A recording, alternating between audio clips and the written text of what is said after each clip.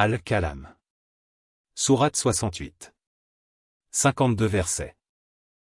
Au nom de Dieu, le clément, le miséricordieux.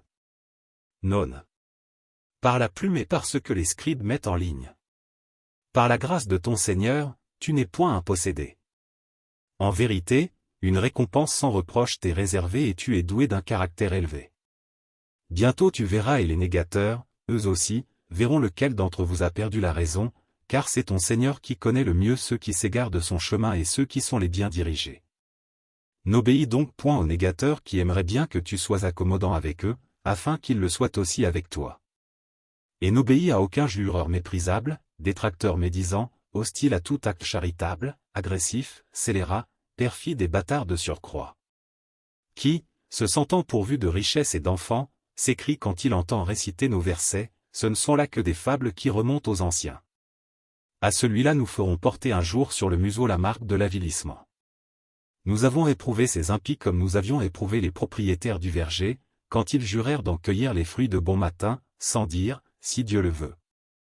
Or, pendant leur sommeil, un fléau déchaîné par ton Seigneur vint frapper leur verger qui se trouva le lendemain complètement détruit. Réveillés de bonne heure, les propriétaires s'interpellèrent. Partez vite à votre plantation si vous voulez en cueillir les fruits. Et ils se mirent en route, en se disant à voix basse. Ne laissez aujourd'hui aucun pauvre y entrer. Puis ils pressèrent le pas, décidés à ne rien donner aux pauvres, convaincus que cela était en leur pouvoir. Mais, arrivés au verger, ils s'écrièrent, nous nous sommes sûrement trompés de lieu. Ou plutôt nous sommes complètement ruinés. Le plus modéré d'entre eux leur dit alors, ne vous avais-je pas conseillé de glorifier votre Seigneur? Que notre Seigneur soit exalté. En vérité, nous étions injustes, s'écrièrent-ils. Puis, se tournant les uns vers les autres, ils se mirent à se faire des reproches et à dire, malheur à nous. Nous avons agi avec démesure. Puisse Dieu nous donner en échange quelque chose de meilleur que ce jardin. C'est en lui que nous mettons notre espoir. Tel fut leur châtiment. Mais plus dur encore est le châtiment de la vie future, si seulement ils pouvaient le savoir.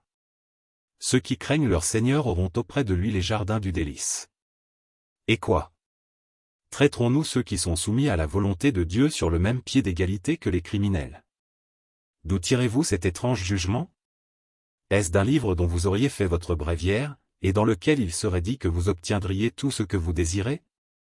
Ou bien auriez-vous obtenu de nous un engagement valable jusqu'au jour dernier, vous permettant de tout obtenir à votre gré? Demande-leur alors qui d'entre eux s'en porterait garant. Ou bien auraient-ils des associés? Eh bien, qu'ils les fassent venir, s'ils sont de bonne foi. Le jour où ils seront confrontés aux affres du jugement dernier, où ils seront conviés à se prosterner et qu'ils n'auront pas la force de le faire.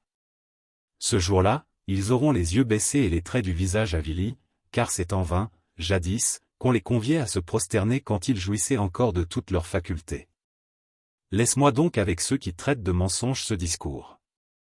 Graduellement et à leur insu, nous allons les conduire à leur perte.